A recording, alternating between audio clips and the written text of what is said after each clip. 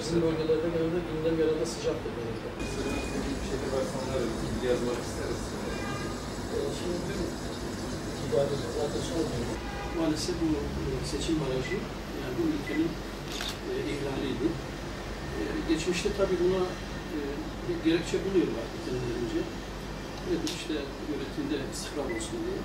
Bu da tabii daha çok koalisyonlara muhtaç olmamak, mevcut almamak açısından söyleniyordu. Şimdi biz dedik ya az önce bir baraj hakikaten önemli bir engeldir, bir bariyerdir. Yani bazı yerlerde eğer bu barajı kendi elimizle kaldırabilme imkanı varsa bunu kaldırmamak da belki yaptığımız olmaz. Hocam için ama inşallah dua ve desteklerinizi bekliyoruz inşallah. Aslında nedir yani? Seviyoruz bana maradık ben onu hasarım. Direkt. Akım ne akım? Valla seçemem. Maalesef de. Çok teşekkür ederim. Allah'a emanet olun. Görüşürüz inşallah. Görüşmek üzere. Kolay gelsin.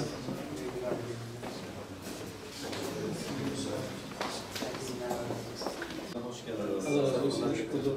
Hoş bulduk. Hayırlı çalışmalar diliyoruz inşallah. Siz de çalışmalarınıza muvaffaklıklar diliyoruz. Yani bugünkü ziyaretiniz Ne yapıyorsun?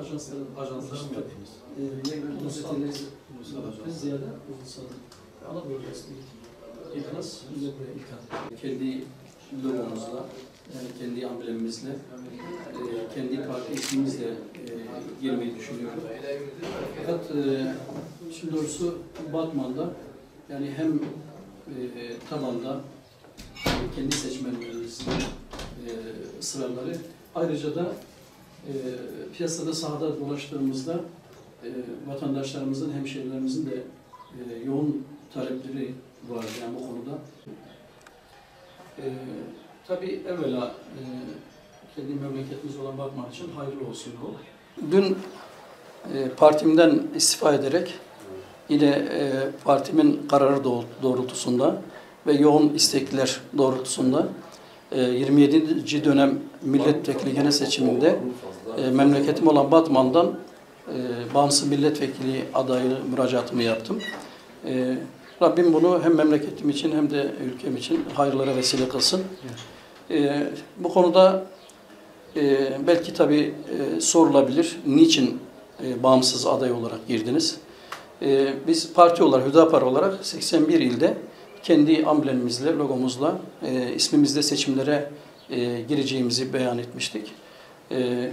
Fakat son dönemde özellikle hem Batman olarak söylüyorum, tabandan hem de sahada gezdiğimiz esnada kendi vatandaşlarımızın, hemşerilerimizin yoğun istekleri de vardı bu konuda. Yani Hüdapar Batman'da aslında bağımsız adayı çıkarırsa daha isabetli olur diye bu tür yoğun talepler de aldık biz. Yani sadece parti tabanından değil, aynı zamanda gezimiz, dolaşmış olduğumuz vatandaşların da bu şekilde yoğun bir talebi vardı. Dolayısıyla biz de hem parti içerisinde hem de tabanda Batman'daki seçmenimizle yaptığımız istişareler sonucunda bağımsız aday olarak girmeyi uygun gördük.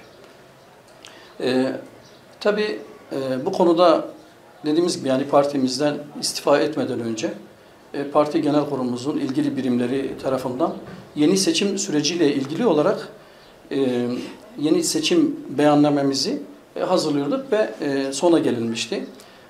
Dolayısıyla partimin seçim beyannamesi, dolayısıyla benim de yani bu Hüdapar'ın desteklemiş olduğu bağımsız aday olarak yine benim seçim beyannamemdir. Bu beyanname içerisinde belki ana başlıklar içerisinde şunu söyleyebilirim. Bir kere ifade ve düşünce özgürlüğünün önündeki bütün engeller kalkmalıdır. Yani düşünce sahipleri, fikir sahipleri topluma uygun görmüş olduğu düşüncenin uygulanabilmesi için yani bu konuda siyasete ve yönetime hakim olabilmesi hakkının kesinlikle ifade özgürlüğü şeklinde alınması lazım ve ifade özgürlüğünün insan haklarından olduğu gerçeği kesinlikle göz ardı edilmeden bu konuda şucu veya bucu diye dışlanmadan kişi kendi bu konudaki hür iradesini veya düşüncesini ifade edebilmelidir. Diğer bir mesele de özellikle Kürt meselesi. Kürt meselesi hani biliyoruz ki hem ülkemiz için hem de içinde bulunduğumuz bölge ve coğrafyanın birçok ülkesini ilgilendiren bir meseledir. Dolayısıyla bundan önceki dönemde mevcut iktidar özellikle seçim daha doğrusu çözüm süreci denilen dönemde Kürt meselesi vardır ve bu meseleyi çözebilecek irade biziz demişti. Ve öyle bir süreç yani çözüm süreci denilen bir süreç başlatmıştı. O dönemde biz de yani bu süreci önemsediğimizi fakat yanlış mecrada gittiğini ortaya koyduk, beyan etmiştik. Bunun yanlışlığını ortaya koymaya çalıştık. Fakat maalesef dinletemedik. Şöyle ki yani o çözüm sürecinde masadaki muhatap silahı elinde bulunduran örgüttü. Dolayısıyla devlet şunu demeye getirmişti. Bakınız Kürt meselesi vardır. Fakat bu Kürt meselesinin bizce muhatabı bu örgüttür demeye getirdi.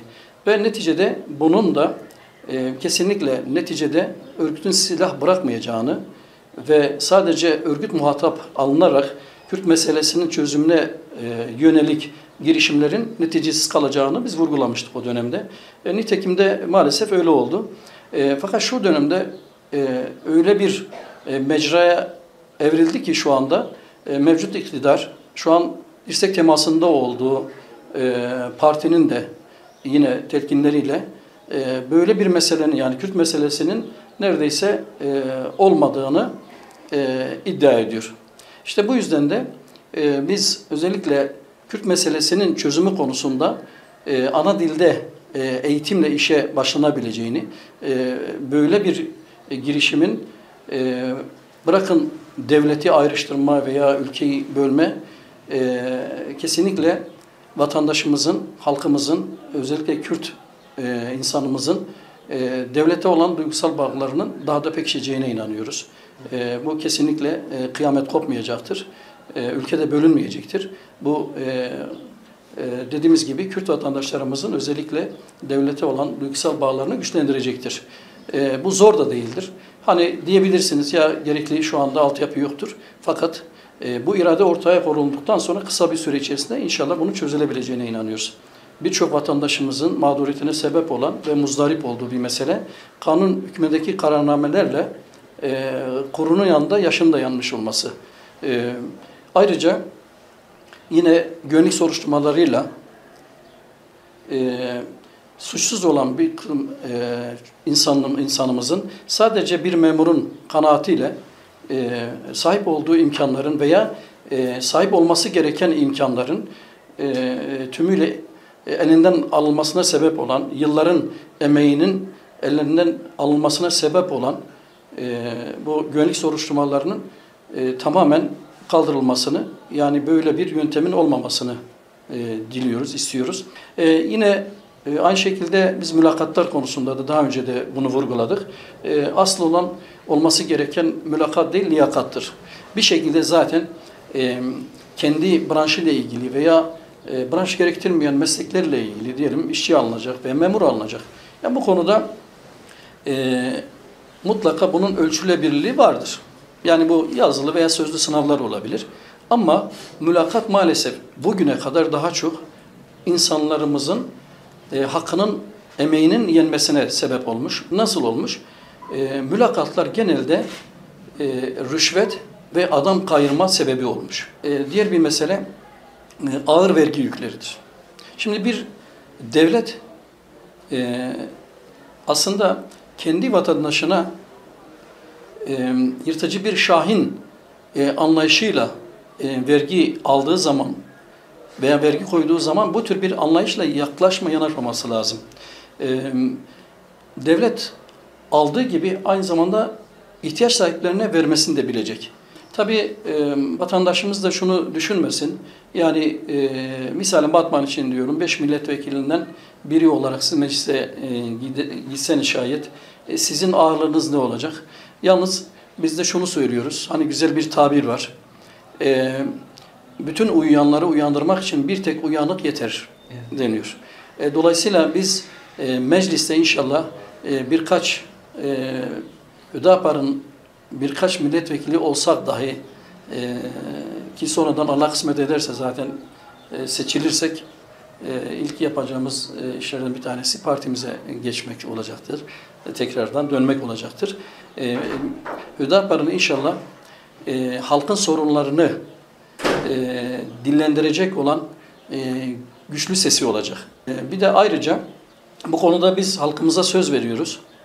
O mecliste alınması düşünülen halkımızın değerlerine, halkımızın menfaatlerine karşı alınacak olan kararların hepsinde gür bir sesle buna karşı duracağız, dik duracağız inşallah.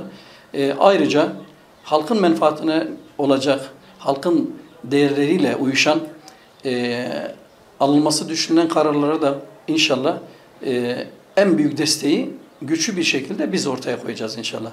Dolayısıyla bizim bu konuda dediğimiz gibi halkımızın o haklı isteklerinin, taleplerinin meclisteki en gür sesi olacağız, savunucusu olacağız inşallah. Oldu. Görüşürüz inşallah. Görüşmek üzere. Yine çalışmalar diliyoruz. Başarılar diliyoruz. Allah muvaffak etsin inşallah. Allah razı olsun. Sayın görüşürüz. Allah'a emanet olun. Selamünaleyküm.